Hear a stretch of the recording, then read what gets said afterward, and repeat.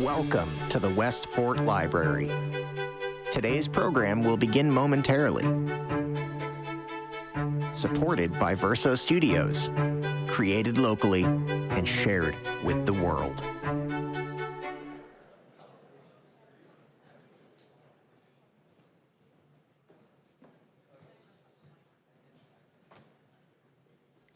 Good evening, everyone, and thank you for being here tonight with us. Your support of the library is really important to all of us. And we know you have many options as to how to spend your time, so we're thrilled you're here tonight. I don't think you'll be disappointed.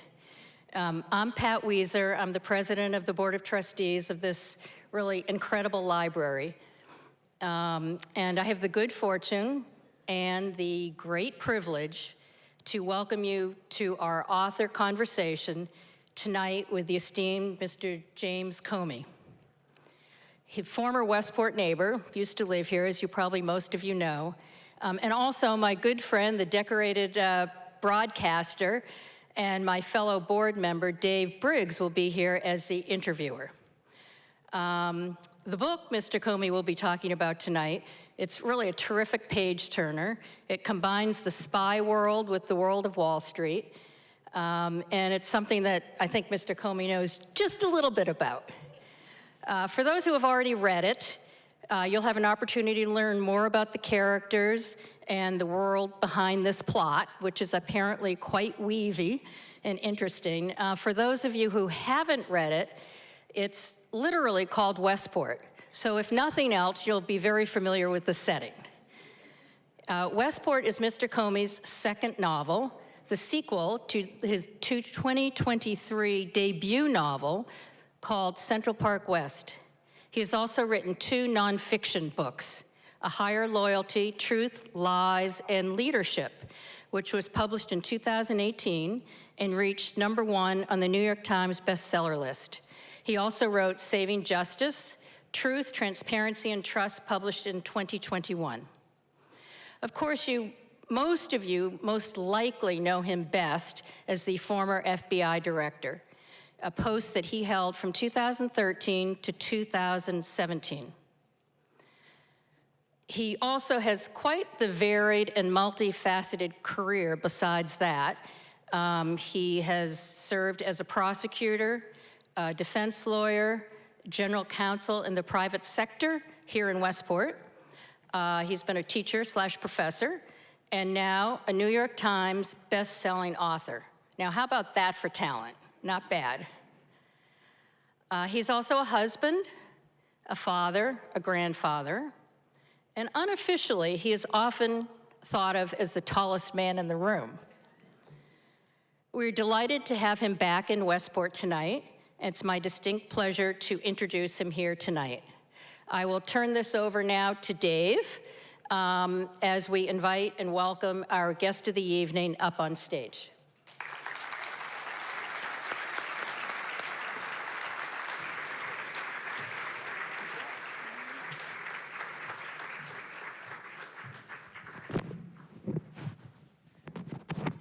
Hi there, everybody. Thanks for coming. Thank you, Jim. And it is Jim. It is. When did it become James Comey? When I got fired. Because all the TV shows kept putting my name on the screen, James Comey, and so when I wrote my first book, the publisher said, "We can't call you Jim, no one knows you." And so it was James Comey. And it just stuck. Well, it's not that far off of Jim, but it has stuck. Every time I'm up on the stage, I always take a moment to just marvel at this library. I know it's been about 10 years since you've been here, but what do you think about this place? Oh, it's amazing. And it's so cool that even in the decade I've been gone, it's become more of a center of life for this amazing community. So cherish it. I live in a great place now, but we don't have something like this. We miss you. Come on back. What do you miss about Westport? The physical beauty, probably most. And you can take it for granted a little bit when you live here year after year, but it is a strikingly beautiful place with great food, smart people, all kinds of cool stuff. So I miss it very much and did not plan to move. You miss one other thing, and I found this out. You actually miss Viva Zapata margaritas. And I do my homework, Jim. So Cheers. I'm told you like a lot of salt and a mason jar. You've nailed it. You've nailed it. A little salt. I'm just hoping we can get you liquored up and you could admit there is a presence of a P-tape out there somewhere, but we'll get you there later on. Let's talk about this incredible book. This is a very familiar view. Is this Parker Harding, this view right here on the cover? Yeah, I think so, yeah. I mean, it's a little different, but I'm pretty sure that's what that was based on, yeah? Yep, and it's funny, off to the right is where one of my daughters got engaged, and she thinks we chose that for her, and so please don't say anything. So your journey from the FBI, prior you were at, of course, Bridgewater as chief counsel, to academia. How did you find yourself suddenly as a fiction writer? I was kind of pushed into it by the editors of my first 2 books who kept saying, you write narrative well, you write dialogue well, this is really well paced, this scene is cool, and I kept saying, it's not a scene, man, it's my life. And he said, yeah, I get that, but you could make stuff up and it would be really interesting. And I said, well, I'm not in the make stuff up business. And so, but as time went on, I said, maybe I'll give it a shot. And I found it addictive. I found it so fun, in part because my partner in it has been my wife. She's my idea person and editor-in-chief. But once I started it, I found it something I wanted to do as my job. I assume you were a big fiction reader prior to then. Are there novelists that you enjoy? Are there books that you love that led you down that road? I was not a big fiction reader. I was primarily a nonfiction reader. Patrice is an extensive fiction reader, a voracious fiction reader. In this genre, the books I can remember reading were Scott Turow, Presumed Innocent, which was incredible, and I read a number of Grisham's early books, but I had a chance to meet Turow not long ago and said, I was riveted by your book and thought, it was right before I became a prosecutor, that's the work I want to do. And it was true to life, which is what was cool about Turow's work. So I'm no Scott Turow, but I've tried to copy that by having my books be true to life. How much of your past experience is incorporated into your books? A lot, because what makes it fun for me, and I hope fun for readers, is I can take you into places and with the freedom that fiction offers and show you worlds of investigations and inside the FBI that you might not get to see otherwise. And it's really exciting without making up big stuff. A lot of fiction I've seen, they'll have the prosecutor go rogue and jumping out of airplanes and all kinds of exciting things. The work is really cool and exciting the way it is. And so I try to tell it the way it is and communicate that excitement. So why did you want to write about your experience here in Westport? Because I loved being here, and part of what makes writing fun for me is it's a little bit of memory lane. I try to keep it current, but I can go back to the places I've been and have my characters walk around there and see it. And just so you all know, I have worked really hard, so there's no nitpicky stuff you can find I got wrong about Westport. So I think I've got everything in the right place, and I've got lots of locations that you know. Now, my wife's family in Iowa is not gonna know if I screwed something up. You will. So I've worked very hard to get it right. It's fun for me to go there in my mind. And I spent 3 years working here. My family lived here for 5 years, and I thought, what if I bring my characters to that environment? Right? Last book, they were in mob investigations in New York. What if I brought them into a fictional, this is not a secret history of Bridgewater, what if I brought them into a fictional hedge fund world and had them trying to find truth in that weird and wonderful environment? What would that be like? And so I hope you find it as fun as I did to write it. I really did. And by the way, there are signed copies, if you aren't aware, signed copies for sale right here. So please, afterwards, head over and buy some of those. You mentioned some of the Westport places in the book: Artisan, Sherwood Diner, Horseshoe, the shoe. I didn't figure you for a shoe guy. Been to the shoe. Angelina's Pizza, GFA, Campo Beach, to name a few. Angelina's Pizza stuck out to me. Was that your spot? I don't know, are you some kind of snob about pizza? Because hey, pizza's changed a little bit since you left here. We've got a lot of options. my first day in Westport, I went to Planet Pizza, which was fine, kind of New York, dripping off on, and staining your napkin stuff. And then I tried Angelina's and found it my favorite in the area. And so my job a lot would be to stop at Angelina's on the way home and bring a pizza. And it's all about in the eye of the beholder. And once you all read this book, you'll never look at the area around the kayaks where we all watch the sunset at Campo Beach. You'll never see it the same again. And Seymour Rock, which I had been to many times, but didn't know what it was called. I'd kayaked there many times. You actually had to contact kind of a local legend to figure out some history about Seymour Rock. Yeah, so the book, I don't want to give you any spoilers because I think the fun of this book is it's twisty and the pace is good, I hope. But it opens with a murdered person in a canoe on Seymour Rock. The canoe is partway up on Seymour Rock. And I thought of Seymour Rock because I've canoed there. I've done a lot of sunsets with friends, with Angelina's Pizza and some red wine at Campo.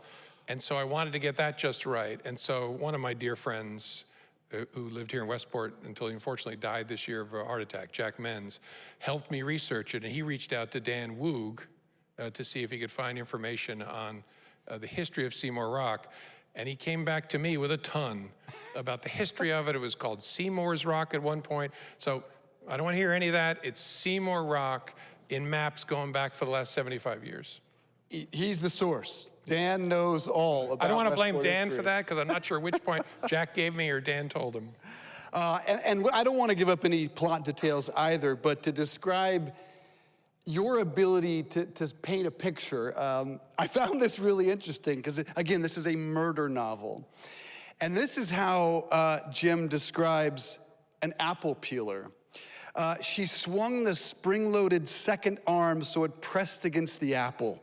Before glancing back down to press a button on the side of the launch pad, the apple began spinning and the spring arm, which was equipped with a sharp-bladed tip, began spitting a linguine-looking string of apple skin as it stripped the spinning fruit. My God, how do you describe a murder if that's how you describe apple peeling? Where did you get this ability to storytell? I'm not sure. That story literally comes from... That was vivid. One of my kids gave us an apple peeler, and I'm a dope. I stood there and was mesmerized by it in my kitchen in Virginia. But I'm not sure. I was always the kid in my family. We had dinner together with my folks every day as kids, and I was responsible somehow for telling stories from the day. And so I can remember, and it wasn't assigned, it was just sort of my role, and I can remember going through the day, seeing funny things that had happened and trying to remember it so I could tell it at the dinner table. And then I spent a lot of time doing high school and college journalism, which was also about storytelling. So I think that's the root of it. You figured it out. Some of the characters are inspired by your own children. How did that come about and what's their reaction? Yeah, my protagonist, Nora Carleton, is in the first book, a federal prosecutor in Manhattan and a tall federal prosecutor. I have 5 kids, 4 tall daughters, and my oldest is a federal prosecutor in Manhattan and the chief of the public corruption unit now. And so I kind of made her my model and then put elements of the other daughters in so that if anybody got pissed, I could say, oh no, that's your sister. And then I had them read it and give me feedback. So what do you think? And so I don't know exactly what the word cringy means, but there were times when I did things they found cringy, so I had to change. You had to make an edit. Oh, you had to change that. But I've tried, what's made it fun for me is I can close my eyes and hear their voices. And my daughter, who's a prosecutor, she prosecuted Jeffrey Epstein and Ghislaine Maxwell. And Epstein killed himself, and so she couldn't try him, but she tried Maxwell. And when I was writing the first book, she was on her feet prosecuting Maxwell in courtroom 318 at the U.S. courthouse downtown. And that was the same courtroom in which I had prosecuted John Gambino when she was a little girl, the very same courtroom. Wow. And so I thought, I gotta go and watch her. And she said, no, you may not come and watch me. She said, if you come, Dad, it'll be a thing, which wasn't a good thing. And so my wife went and I got the reports, and it was literally during that trial, as I was writing the first book, I said, that's gotta be my protagonist. And so I made Nora Carleton based on my oldest, who's a remarkably talented person and prosecutor. And like I said, I imported other pieces of my other kids because it was fun. But that makes writing a joy, again, because I can see her when I tell the story of her moving to Westport and becoming entangled in this very difficult murder case. I can visualize all the characters. I can see the movie. I've already been thinking about who will play them and the TV adaptation, so you did a terrific job with that. I also feel like I kind of know what it's like to work at Bridgewater. How much of that experience, it is based on the largest hedge fund in the world that's based in Westport, which you, by the way, were chief counsel of Bridgewater. How much is based on your experience at Bridgewater? Some, I mean, they told me, write what you know. And so I try to take things I experienced and then mess with them to put them in a fictional book. So I meant what I said. It's not a secret history of Bridgewater, but people I knew, I would combine, for example, and make a character by putting 2 or 3 people together. And I tried to capture, it will not show you what Bridgewater's like, except I tried to capture the intensity and the earnestness of people trying to make money by understanding the world and trying to be honest with each other. And what is that like? And that's something I've always been interested in at the FBI or at Bridgewater. And so it's a lot of it, I was inspired by the Bridgewater work, but I put in an author's note saying, basically, none of my friends are in this book, so don't look for yourself. I wonder if there's a little bit of yourself there, because your protagonist, your main character, said this hedge fund, Saugatuck Associates, was eating a hole in her heart. Was there a little truth to that in your experience? Yeah, in this sense. I mean, I really liked Bridgewater and was glad I went. I was glad I left because I didn't find joy in the work. And it's cool work, but money was never my thing, and the markets were never something that animated me. So I learned a ton, but it being Bridgewater, I told them a year before I left, hey, I think I'm gonna leave in a year because I don't find this much fun. I find teaching, I find public service much more fun than this. And that, to me, I missed it. I missed being part of a mission. Right? When you're working for the FBI or the Justice Department, your job is to try to rescue the taken, protect the vulnerable. And that's an amazing way to make a life. It's not much of a living, but when you leave it leaves a bit of a hole in you and you ache for it a bit. Interesting. We are taking your questions. We will get to the Trump stuff and the Hillary stuff. And if you have questions, we have these cards. Please write your questions. We will filter them and we will ask them towards the end of this. Were you nicknamed the Godfather there? Because that's what I hear. Yeah, I heard that too. Because I'm the general counsel, I have a lifelong obligation not to talk about my work there. But that's one piece that actually I should correct. Ray Dalio, who was then running Bridgewater, had an idea that I could play the role of a godfather in the sense that religious traditions use that term, meaning that I could be the person that an employee who thought they'd been treated unjustly could go talk to and get guidance or advice. And I can actually remember talking to Ray about this, and I said, you mean an ombudsperson? And he said, yeah, I mean a godfather. And I said, well, I think you mean an ombudsman. And he said, yeah, no. I want to call it a godfather. And so you can see how people would get confused about that. I have locked up godfathers. That was not the role I played in the private sector. The other anecdote, and this is not covered by privilege, Saugatuck Associates, the wealthiest people in Westport, there were no fancy cars at this fictional hedge fund. Is that true of Bridgewater today? There are no fancy cars, though they are clearly the wealthiest among us.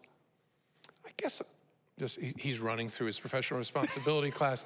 I guess I can answer that one. Yeah, Bridgewater is not, the culture of Bridgewater is unfancy. That which is a cool thing about the place. There are I don't know that there are fancy cars in Bridgewater parking lot. That's something I noticed. Interesting. That stuck out to me, that it seemed like something you had observed before. So in your resignation email, you said you'll be better as a public sector leader and teacher for having been there. How did that experience make you better prepared for being the FBI director? In a number of ways. It showed me one of my weaknesses, which I had missed a bit, that I had a tendency to flinch when I needed to tell someone some part of their job they were struggling in. I didn't like to deliver bad news to people who worked for me. And what I realized at Bridgewater, they taught me, was if you care for your people enough, you have to find a way to tell them the truth. Else they'll never have a chance to improve, that you're really being cruel to somebody who you could be helping by saying, you know, you're doing great, and avoiding a harder conversation. Now, where I have adapted a little bit is, I think it's really important to consider how I deliver that message and when. Because I don't want to tell someone whose child is sick today that you're struggling in this area of your work. That's not the conversation to have today. But if I care enough about them, I have to find a way to have the conversation and also say, here's how I can help you improve or find a thing that fits you better. And so I became a better manager because of my Bridgewater experience. Management and leadership, in my view, are different things, but I'm a better manager for the 5 years I spent at Lockheed Martin before I went to Bridgewater and for the 3 years at Bridgewater. And one of the principles there at Bridgewater is radical transparency. Is that something that I can't help but wonder if that led to one of the most consequential decisions you ever made, which was, of course, to release the Hillary Clinton emails days before the 2016 election? Yeah, and I believe before I went to Bridgewater, that transparency is essential in an institution devoted to justice, because the public faith and confidence that your work is just is the lifeblood of the institution. And the way in which you foster that and maintain that is showing people your work to the extent you possibly can. Offer them transparency into your work. I was attracted to that concept at Bridgewater, in part because I was at a big, as I said, a big corporation before that, where I'd experienced much more of the opposite of that with some senior people. And I thought, how cool would it be to experiment in an environment where the goal is to have maximum transparency? That led to some senator asking me during my confirmation hearing, are you planning on tape recording everybody at the FBI? And I said, no, I'm not, Senator, but I am a big fan of transparency. It makes me better if I have to explain my work. I used to say I hate leaks of classified information, but they make me a better leader. It's a paradox, because if I know every decision I make is going to get out eventually, then I will see this problem through the eyes of people who are not in this room. And that will make me think about it in a better way. So I've always been a fan of transparency. You have said numerous times in numerous cable news interviews that you are comfortable with that decision in 2016, days before the election. Is there anything in golf terms, like even when, unless you hit a perfect drive 300 yards down the center of the fairway, you always want a mulligan. Is there something you would want to do differently in how you handled that situation? Oh, a lot of smaller things. Yeah, first of all, I knew it sucked from the moment I walked into the room and they told me what we had found 11 days before the election. I still feel that way. I hated being involved in this.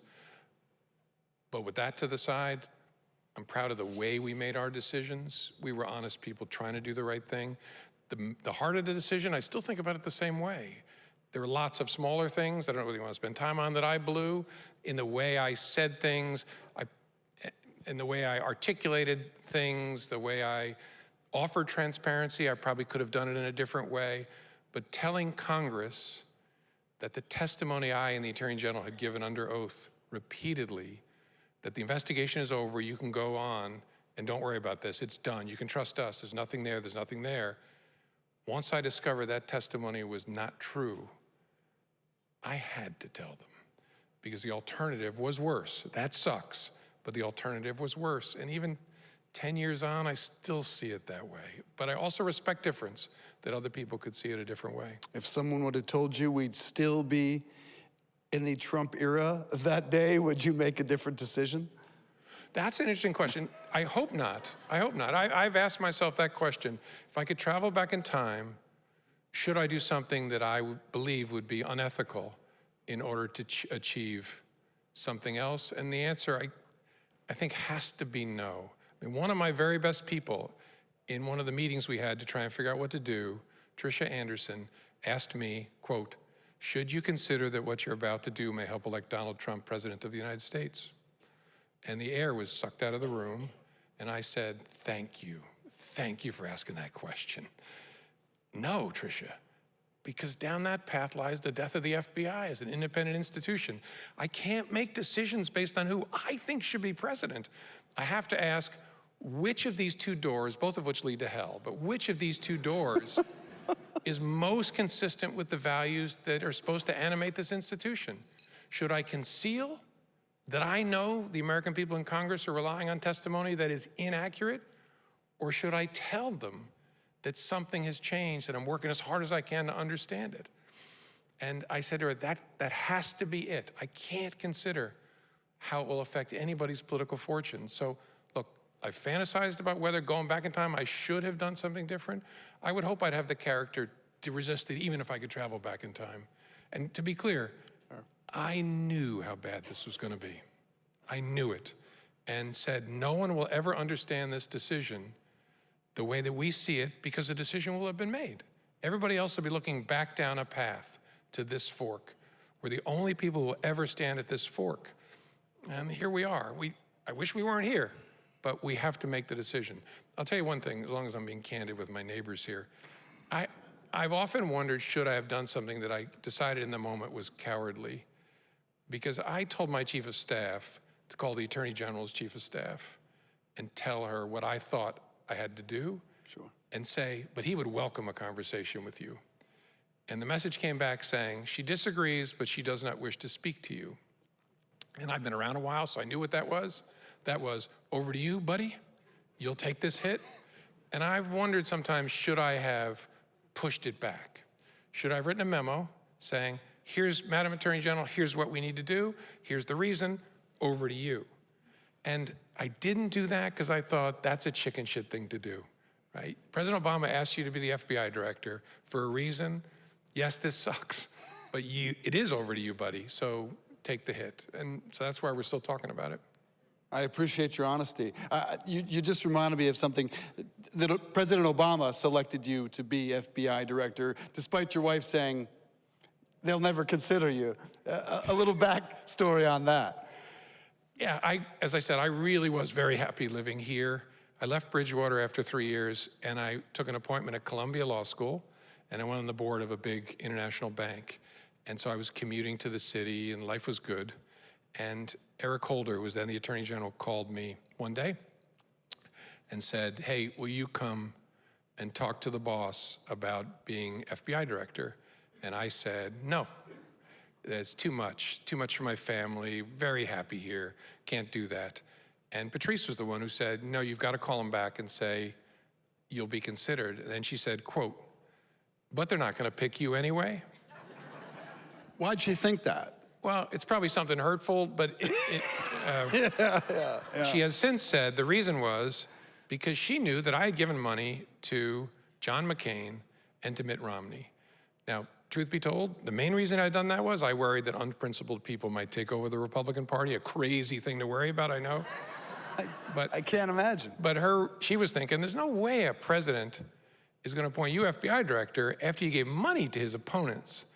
And I met with President Obama, and he said, in substance, I don't give a rip about your politics. I need competence and I need independence. I need to know that you will protect that institution. And I walked out of the White House and called Patrice on the cell phone and said, your faith in their judgment is misplaced. And so I commuted for 2 years because my family stayed here for 2 years. And then, but President Obama asked me to do it, and so I did it. Remarkable.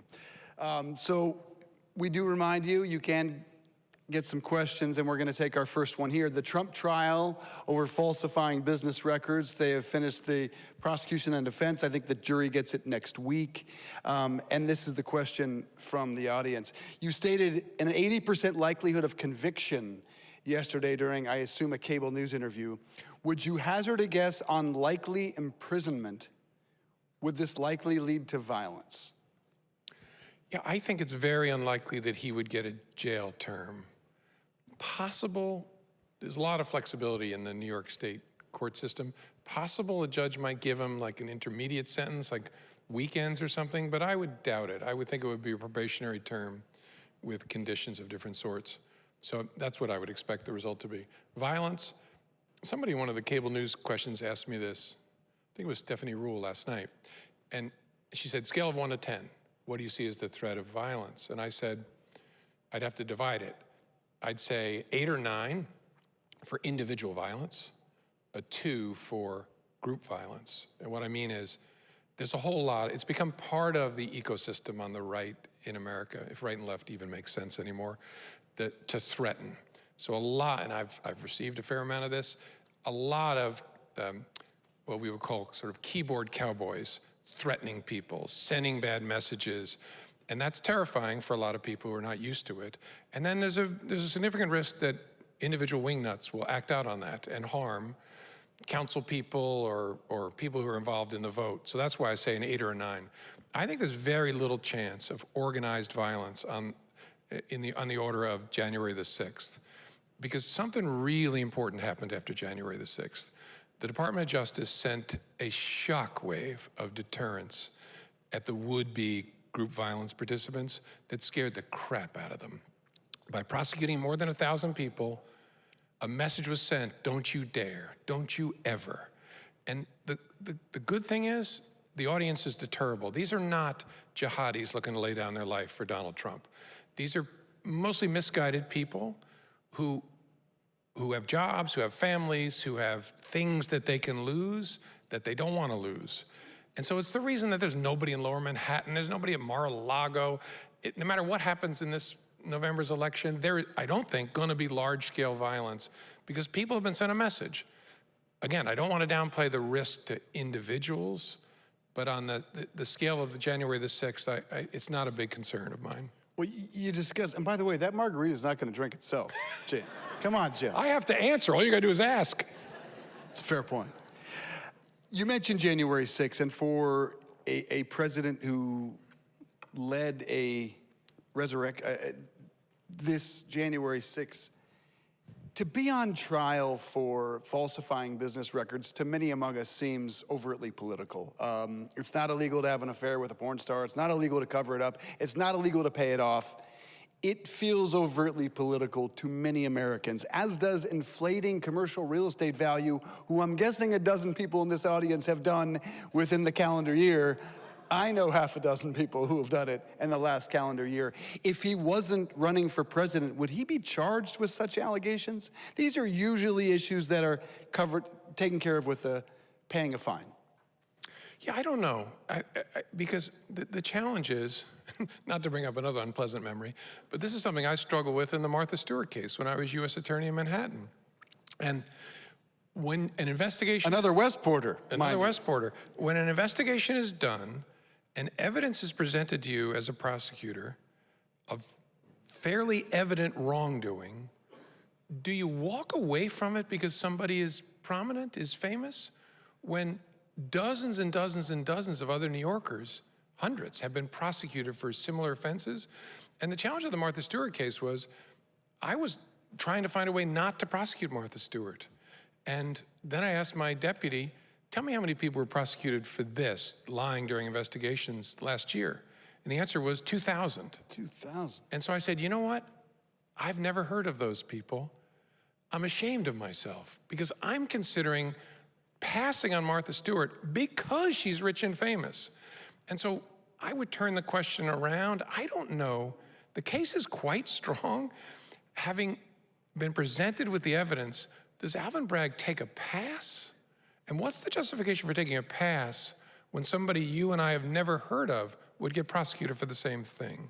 And so, I don't know. I don't think it's the most important case in the world.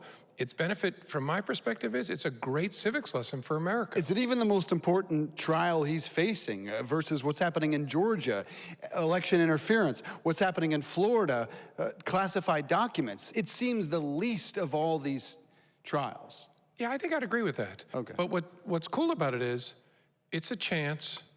I mean, I'm not going to hide my view of Donald Trump. I believe represents a significant threat to the rule of law, and this is how the rule of law works, right? You may not lose supporters if you shoot somebody on Fifth Avenue, but you will be held accountable, and you will be made to sit at a table and be quiet, and we protect a jury, and the evidence comes in a certain way, and you're entitled to excellent counsel, and they get to ask questions and make arguments, and the judge is in charge. That is America.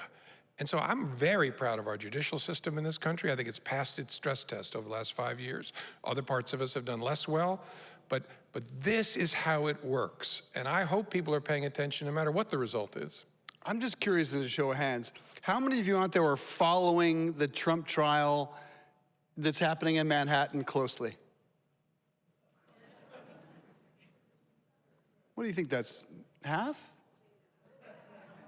Looks like more than half. More than half? Yeah. Is that about right? Does that please you? I would have thought it was much less than half. Well, I saw a 20%. YouGov poll last week that had a number similar to that 50-some% of Americans had followed it some and thought it was important. And it is, again, to remind us that there are things that are above our policy and political differences, and the rule of law is one of them, and this is how it works. Do you think it'll have any impact on his ability to win back the White House? It certainly has not impacted any polls. He is within the margin of error and leading in a lot of swing states. Yeah, I don't know. Maybe not. I mean, there's an argument to be made. A guy named Bob Grenier, who I knew in the first Bush administration, was a counterinsurgency expert for the CIA. He made the case that the way you win counterinsurgency is if there's a radicalized population, you get the radicalized or the demagogue to the side. And so you shouldn't give a Donald Trump center stage by prosecuting him. But I get that. But how do we remain a country committed to the rule of law if people are making decisions about cases based on counterinsurgency strategy? So I think it's not the most important case. It's a valuable lesson for America. Whether it'll have, some things are the right thing to do no matter what effect they're going to have on an election. I know from personal experience. And so I don't know. I hope the American people, I don't think anybody should be a low information voter this fall. And what I've told people is, don't listen to me. Go on YouTube, watch January 6 videos, watch interviews of cabinet members from the Trump administration where grown men and women say, this dude should never be near the Oval Office again, and then go watch one of his rallies and make your own decision. I rarely, if ever, run into an undecided Trump voter. I mean, everyone knows how they feel one way or another about Trump, and I'm not sure any trial could change that. You've been very vocal about your fears over the prospect of a second Trump term, in particular with the Department of Justice and the FBI. What is your fear? Well, my fear is that Donald Trump means what he says. And I think when it comes to threats, it's very important. Promises about infrastructure or contraceptives or whatever, less important that he be consistent. He thinks it's very important to be consistent when he threatens. And so he's made it clear, I intend to use the enforcement authority of the United States to go after my enemies. And that's something we have not done since a lot of people in this room were little kids. And we've spent the last 50 years trying to make sure we don't do that again, and putting safeguards in and separation culturally between the FBI and the president, all of those things. And I worry that those are going to be undone in a second Trump administration. And my worry comes from the candidate's words. Are there things that are being done now to protect us from that, to stave that off? Are there guardrails that give you comfort? No. No, you really can't. I mean, the president runs the executive branch, and so the president will have the ability to make appointments at the Department of Justice. He'll have the ability to supervise the FBI. He'll have the ability, if a court issues an order saying what you're doing is unlawful, he'll have the ability to tell the United States Marshal Service, do not enforce that order, right? He runs the executive branch. And what do we do then? And so the challenge, one of the things that struck me when I got to the top of our government is it's just us. I don't know what I used to think, but it's just people and the character of those people. I once said to Bob Mueller after I was FBI director for a year or two, I said, you know, but it's not, isn't it the Constitution? I hope it's not just us. Well, but who decides what the Constitution means or whether we're going to do what it says? I mean, I had a huge battle in the Bush administration that I thought ended my public career over surveillance, where I said, and Bob Mueller said, this stuff you're doing? No, it's not okay under the Constitution. The NSA. Right, but the president gets to decide the answer to that question because he runs the executive branch. I told President George W. Bush, I believe that, Mr. President. I do believe you say what the law is for the executive branch. I say what the Department of Justice can sign up for, but you're right. You say overall, here's what we'll do. And so it really does come down to people. I mean, I once said to Bob Mueller on the phone, he said, how's it going? I said, this is a really cool job, Bob. I said, it's really hard to supervise the FBI director because it's so complex. Who knows everything we do? And he said, yeah, no shit, at first. Then he said, now you know why it's so important to have people of character in those jobs. And so it really is who the people are that matters. So a lifelong... I'm really kind of depressing and nobody else gets a margarita. We've got enough to share. Okay. We've got a couple other mason jars in the back. We'll share afterwards.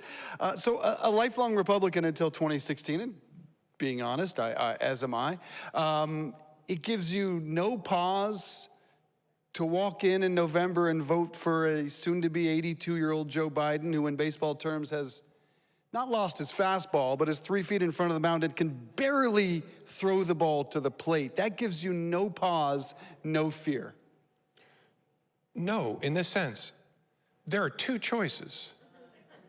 So, I mean, if I were in charge of choices, there might be different. Do you like either of them? Do I like either of them? I think Joe Biden is a person of integrity, especially compared to the other person. Okay. And so, to my mind, there is no comparison. It's not about how we feel about climate change or taxation or carried interest deductions, or it's not about any of that stuff. There is something above it that I hope we all have in common that we have to start with. And that is, we are a nation of laws. You watch January the 6th and then tell me you are gonna vote for the person who incited that mob to sack the Capitol.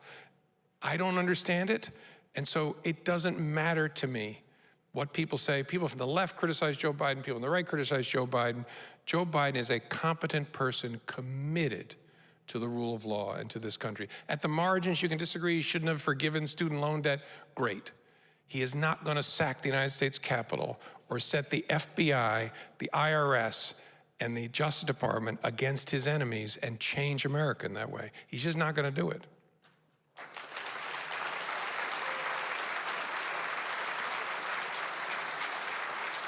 I guess they agree. Can you believe that in a country of 330 billion Americans, these are our two options? I would like... Sorry. Well, I'm a fan, for example. I'm a longtime friend and classmate of Amy Klobuchar. I wish Amy Klobuchar was the presidential nominee. Minnesota but again, Democratic. I don't make these choices. Yeah. And so again, I don't have a particular view of Cornel West, or I have a little bit of a view of the guy with the brainworm. But to my mind, whatever their merits, a vote for those folks is a vote for the person who sacked the Capitol. And so you may not love your choices. I might have Amy, if I had a magic wand, I might have Amy Klobuchar be running for president, but I don't. And so when I go into that ballot box, there's no doubt who has to be the next president. I wish it was another generation. I wish all of these things, but wishes don't make it so.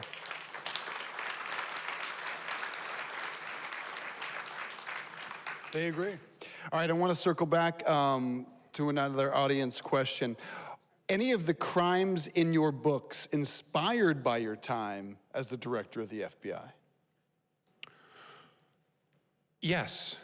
There are crimes that I focused on as director of the FBI, but I drew the most, especially in the first book, from my time as a mafia prosecutor and with some public corruption stuff that I saw at the FBI thrown in there.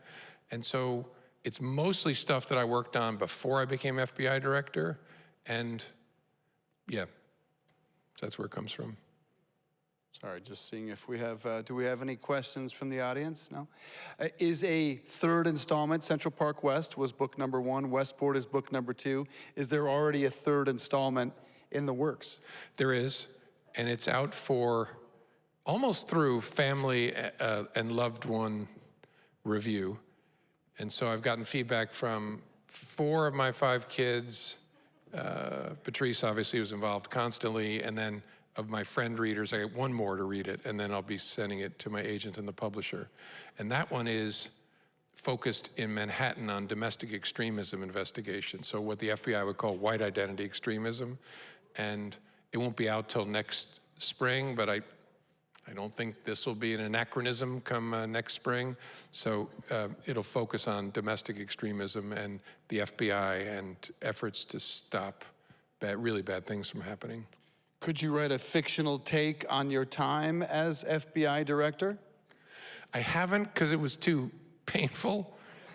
And some of the things I went through, if you put them in a book, your editor would say, stop making shit up. And so I will get back to it at some point. I would like to write about my time in Richmond, Virginia. I was a federal prosecutor there, and it's really cool stories to tell there. And then Patrice and I can both envision stories in Washington where I would eventually get to the setting of the White House, FBI, CIA, Department of Justice. What do you miss about those roles? I miss the people. I don't miss Not the power. Yeah, no, that was never my thing. And I don't miss the politics stuff. One of my predecessors described testifying in front of House oversight committees as wandering into the bar scene in Star Wars. And so I'm never that negative about it, but I don't miss that kind of stuff. I miss the people. They're flawed as I am. It is a really cool thing to be surrounded by people who are willing to give their lives to rescue other people, to save other people, to protect other people. The challenge of being FBI director is getting them to go home, because they sit there and say, I'm gonna get choked up if I'm not careful. A 6-year-old girl is missing who was kidnapped off her front porch, sir. I cannot go home. And I would have to say, look, you gotta go home because we need you for the next. It's really cool to work with those people. I often wonder when I meet people like yourself that care so deeply for this country, that have values reflected on both sides, why don't you run for public office? Have you considered that? No. Because we don't have people like you in politics today. There are, maybe Eamon Klobuchar is an exception, but for the most part, we don't. We've filtered them out. So why not? And it's not too bad that I'm not doing it, but it's too bad that there aren't more people like that. It doesn't tend to attract, there's too much lying. And that's gonna sound really wiseacre, but to be a successful politician in America, because our strength is we're so diverse, you need to mislead people. Obama needed to, right? He had to convince certain groups of people he was for them about this, other groups for this. Lincoln had to, right? You have to manipulate people to convince them that you're on your side, to cobble together a coalition. And I think David Brooks has written about this a bunch. You have to be willing to sacrifice a piece of your soul for a greater good, and it's morally hazardous. And I admire good people who do it. And I've long admired Barack Obama. I never met the man before that conversation. And I just never felt comfortable in that world. And it's probably selfishness on my part. But I think a lot of people recoil at I don't want to make those trade-offs. I don't want to tell some insane guy at a fundraiser that I'm on his team, on your team, bud. And it's just very hard to do without losing yourself. I agree with that, and I think that's part of the problem why we don't have more moderates. All right, another question from the audience. In your insider's perspective, how do you think the DOJ and FBI have handled the current political climate?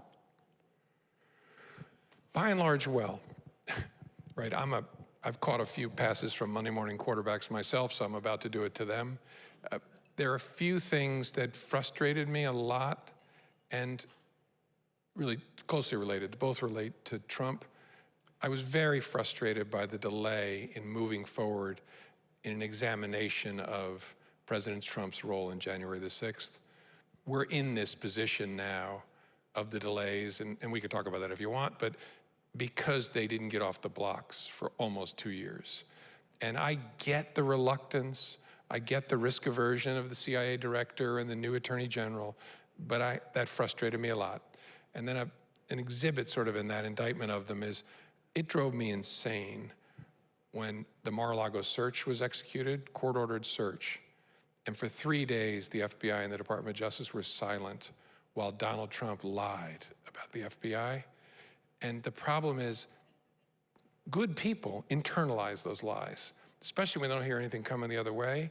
And then 3 days later, the Attorney General, who's a person of great principle, stood at a podium and read a statement saying, this is court ordered and blah, blah, you know, regular order and it's lawful. And too late, too late. And who watches press conferences anyway? So I ached for the lie being internalized and embedded in the bloodstream of America when their job is to protect faith and confidence in the institution.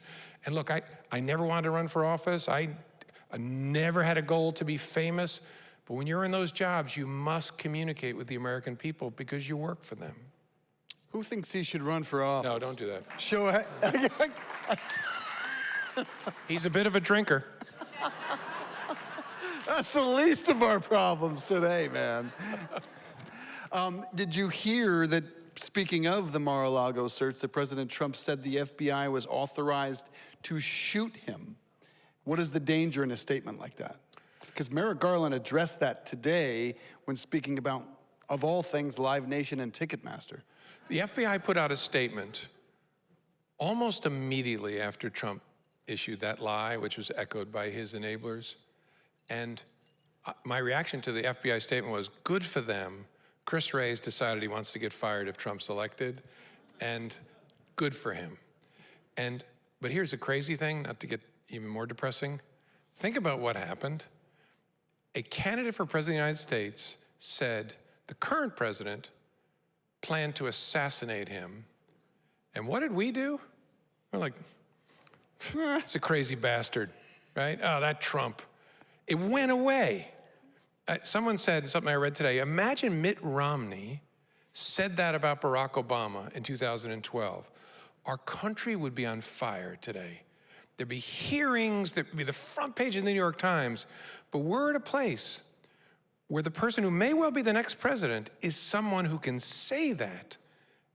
And even all of us are like, we have defined deviancy down to the rock bottom.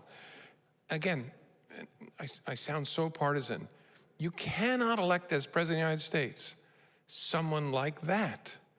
But there's a danger we will because of the numbness and the defining of deviancy down and the shrugging, which is why I keep saying, don't be a low information voter this fall. You are an independent. You are. Yeah. Yeah.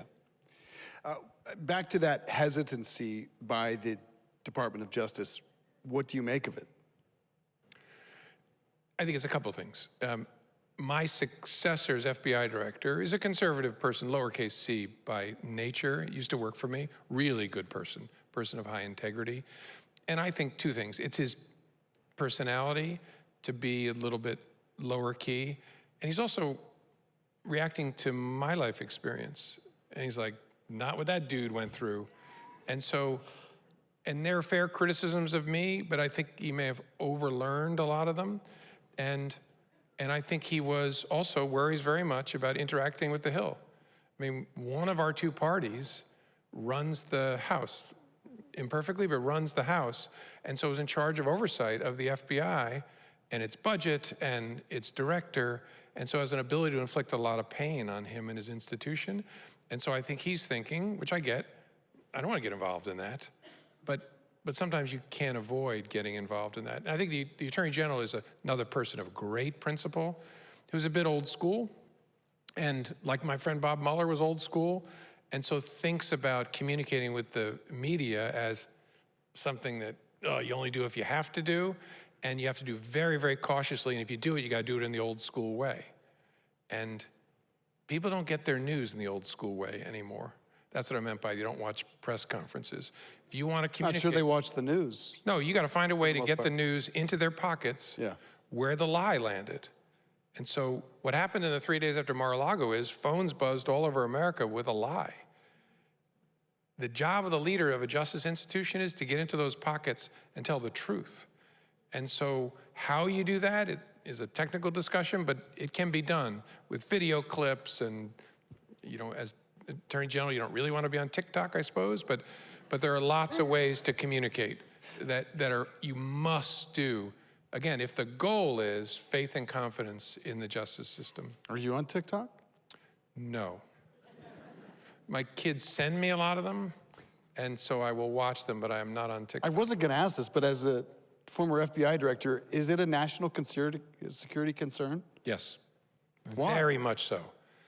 Because the Chinese government has access to the personal information of millions of Americans, one, and two, has the ability to shape our information ecosystem through TikTok. And I don't care what TikTok says or ByteDance says about being walled off. You cannot be a company from China and be walled off from the PRC leadership. You just can't. And so it's a reason, it's one of the few things Democrats and Republicans agreed upon, because they've all gotten the briefings. TikTok is a wonderful thing. It cannot be controlled by an adversary of the United States. It just can't.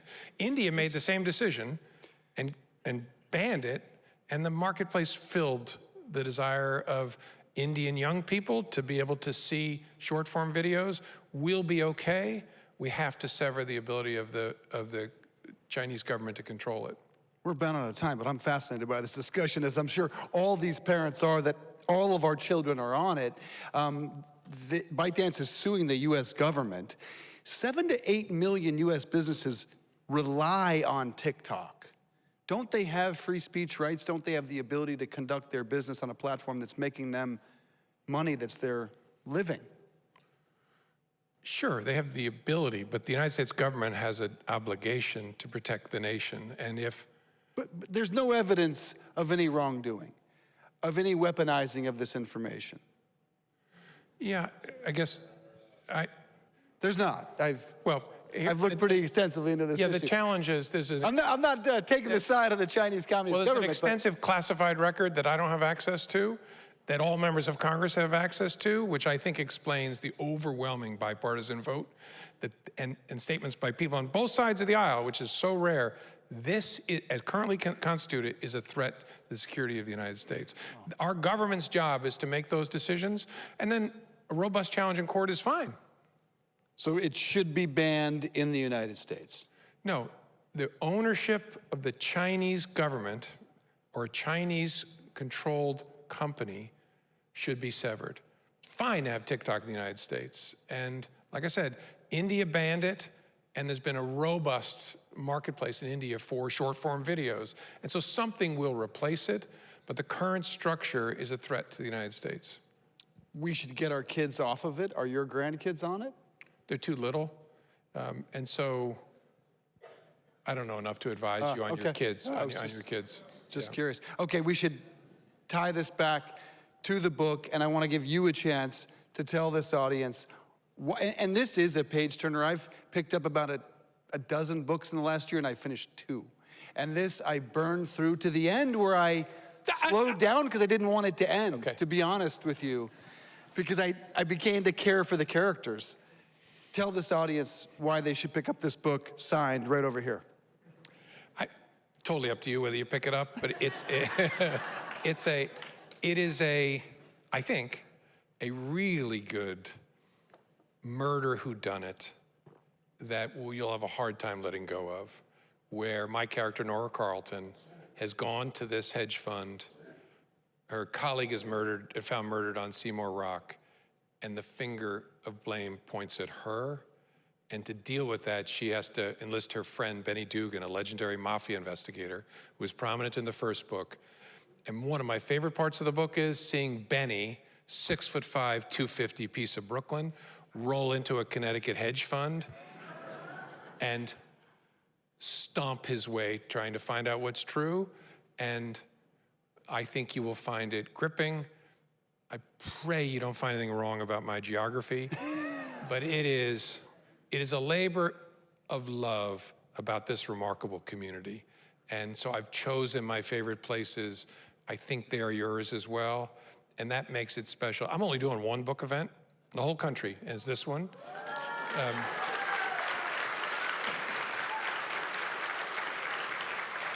And so I think for you all, it'll be special in a way. It won't be for other people around the country, but I still hope they'll enjoy it as well. You will. You will not be disappointed. Cheers. Cheers. James Comey, everybody. Jim. Thank you all for being here. We very much appreciate it. Come back and see us at the library.